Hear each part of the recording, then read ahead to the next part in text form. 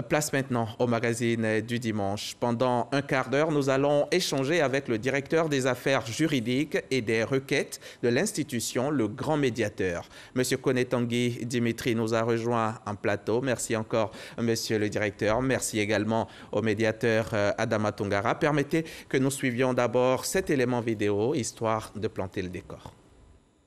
C'est en février de cette année 2020 que le médiateur de la République a lancé les grandes rencontres sur la cohésion sociale. Rencontres tenues à Mans avec les autorités coutumières des régions du Tongbi, du Kavali et du Guémon. Il s'agissait pour Adama Toungara d'établir avec ses têtes couronnées les causes des conflits communautaires dans cette partie de la Côte d'Ivoire. Après cette rencontre, ce sont ses collaborateurs qui vont sillonner tous les départements de Côte d'Ivoire malgré la Covid-19. De Dabou à Bouaké en passant par Adiaké, Benjerville, Aboasso, Adzopé, Yopougon, Béoumi et Grand Bassam.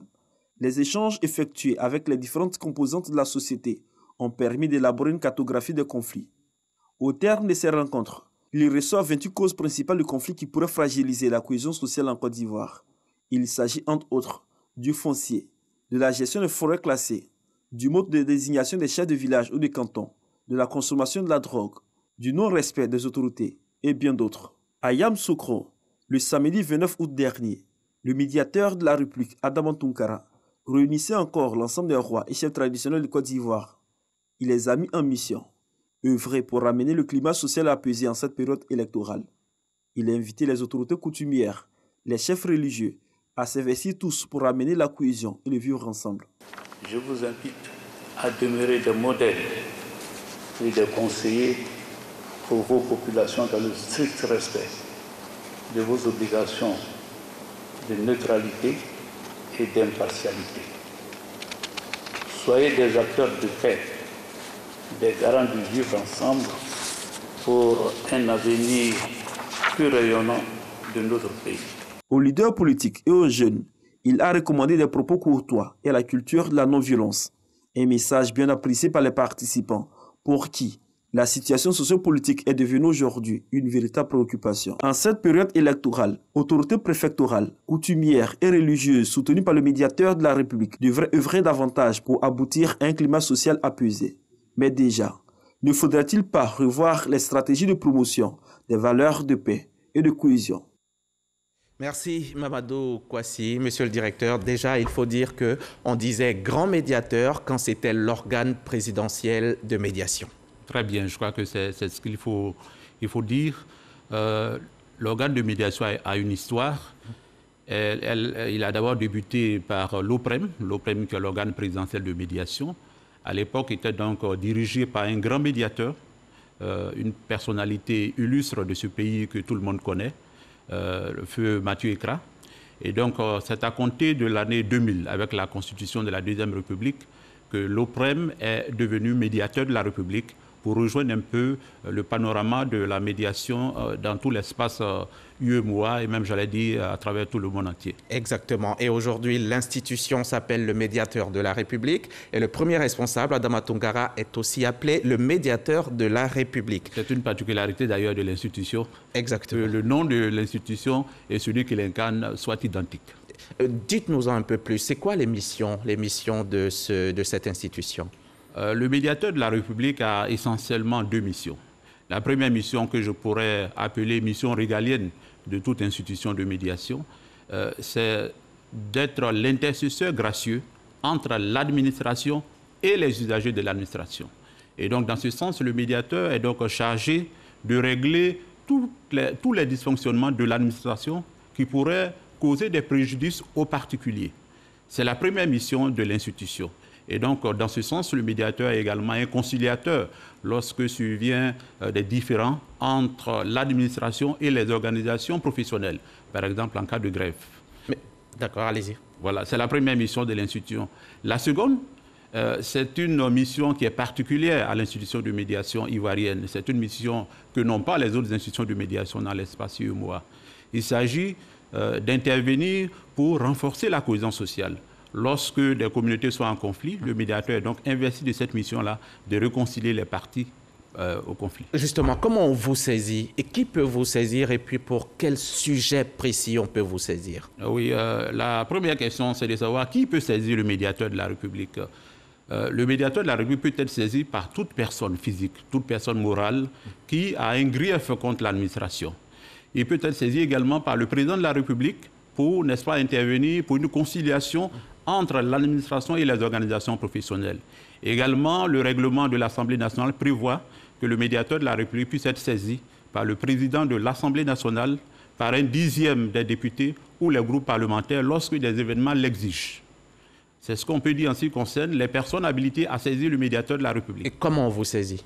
Peut-être qu'il faut d'abord préciser qu'en dehors des personnes qui peuvent saisir le médiateur lui-même peut s'auto-saisir. D'accord. Il peut s'auto-saisir lorsqu'il se rend compte qu'un dysfonctionnement récurrent de l'administration est de nature à causer des préjudices aux particuliers.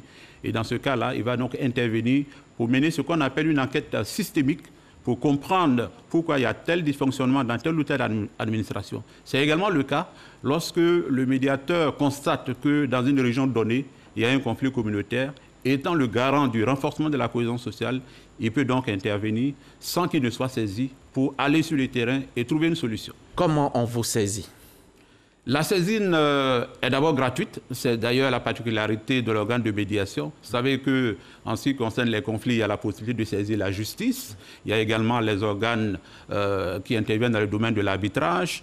Mais en ce qui concerne le médiateur, la saisine est gratuite et elle se fait de deux manières. La saisine peut être écrite. Donc il s'agira pour le requérant de formuler un courrier écrit dans lequel il va donc formuler ses griefs, soit contre une administration, ou bien il va faire cas d'un conflit communautaire ou d'un conflit de chefferie, ou tout conflit qui peut entacher la cohésion sociale. Il va donc faire un écrit qui peut se faire sur un support papier ou bien même par la voie électronique sur notre adresse mail qui est secrétariat@mediateur.ci. D'accord. Et depuis 2014, vous avez initié les grandes rencontres. De quoi il s'agit exactement? Et quel en est l'objectif? Oui, il faut dire que les grandes rencontres sont une initiative du médiateur de la République depuis l'année 2014. Il s'agissait à l'époque pour l'institution de renforcer sa visibilité auprès des populations. Mais pour cette année, particulièrement l'année 2020, le médiateur de la République a... Là, vous êtes à votre 3e édition. C'est vrai que c'est depuis 2014, mais cette année, c'est la 3e édition. C'est la 3e édition. Vous savez, le médiateur de la République, M. Adama Tounkara, en prenant fonction à la tête de l'institution, le médiateur de la République, a souhaité mener une médiation proactive, une médiation dynamique, une médiation qui a pour volonté de prévenir les conflits.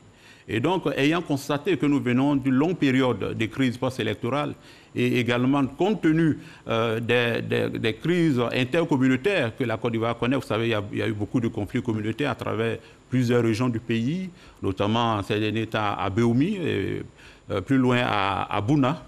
Et le médiateur a estimé qu'il était bon, surtout que nous nous approchons vers une période sensible de l'histoire de notre pays, les échéances électorales. Il a estimé qu'il était bon d'agir de manière préventive, sensibiliser les populations pour que, notamment les leaders communautaires, puissent relayer des messages de paix, des messages de réconciliation, d'appel à la cohésion sociale pour des élections apaisées en 2020. Et si aujourd'hui on devait faire l'état des lieux des conflits en Côte d'Ivoire, vous diriez quoi? Oui, la mission du médiateur de la République en ce qui concerne les grandes rencontres, comme il a été dit dans l'élément tout à l'heure, a débuté depuis le 22 février 2020 à Mans. C'était le lancement des grandes rencontres. Justement, c'était le lancement des grandes rencontres. Et après cette étape de Mans, il était donc prévu que ces missions puissent se dérouler dans 10 grandes régions de Côte d'Ivoire.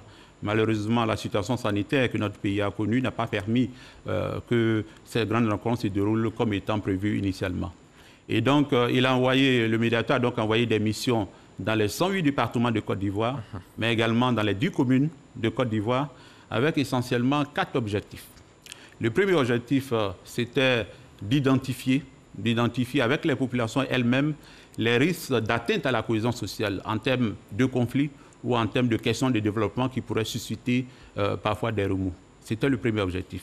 Le second objectif de ces missions, c'est, n'est-ce pas, de pouvoir trouver également avec les populations elles-mêmes des solutions à toutes ces situations qui peuvent porter atteinte à la cohésion sociale.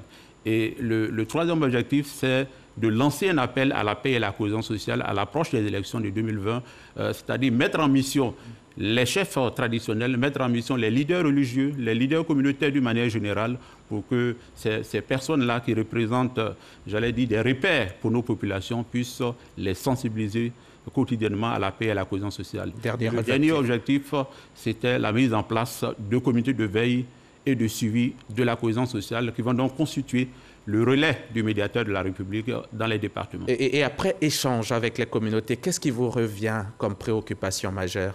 Oui, les préoccupations majeures tournent autour de la question foncière en premier lieu. Les populations parfois se plaignent, en ce qui concerne notamment le foncier rural, du coût élevé du certificat foncier.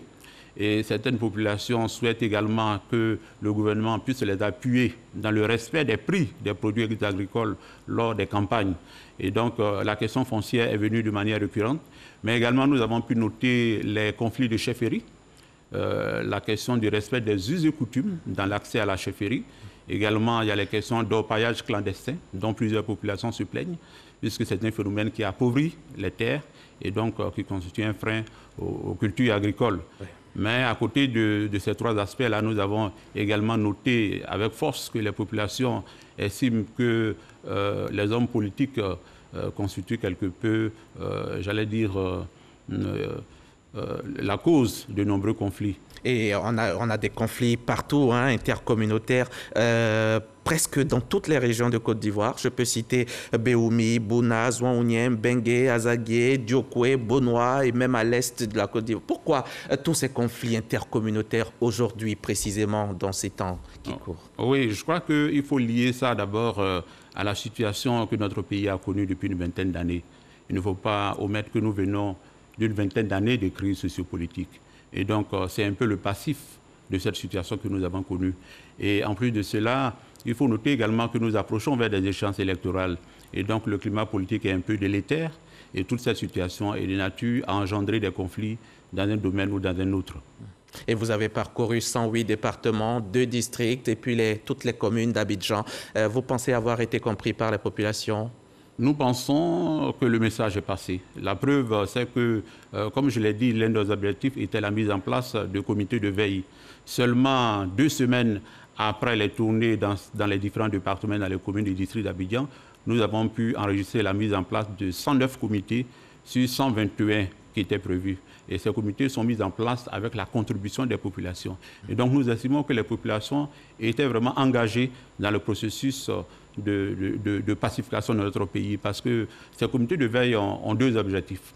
Le premier objectif, c'est de sensibiliser au jour le jour les habitants de ces différents départements ou de ces différentes communes.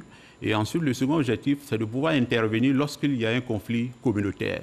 Parce que vous savez que le médiateur de la République a son siège à Yamoussoukro, à sa permanence à Abidjan, à 11 délégations régionales réparties à travers le pays. Mais s'il y a un conflit dans un département où il n'y a pas de médiateur délégué, il faut bien que les populations puissent elles-mêmes s'organiser pour trouver une solution à leur conflit. D'accord, vous parlez aux populations, c'est très bien, mais vous leur dites quoi aux politiques, aux hommes politiques? N'est-ce pas la racine du mal? Oui, effectivement, comme je l'ai dit, lorsque nous avons essayé de faire un peu le diagnostic de la cohésion sociale à travers les différentes tournées, les hommes politiques ont été bien sûr indexés comme étant l'origine des principaux conflits que nous connaissons. Parce qu'ils estiment que même s'il y a des conflits fonciers, des conflits de chefferie, à la base, ce sont les hommes politiques.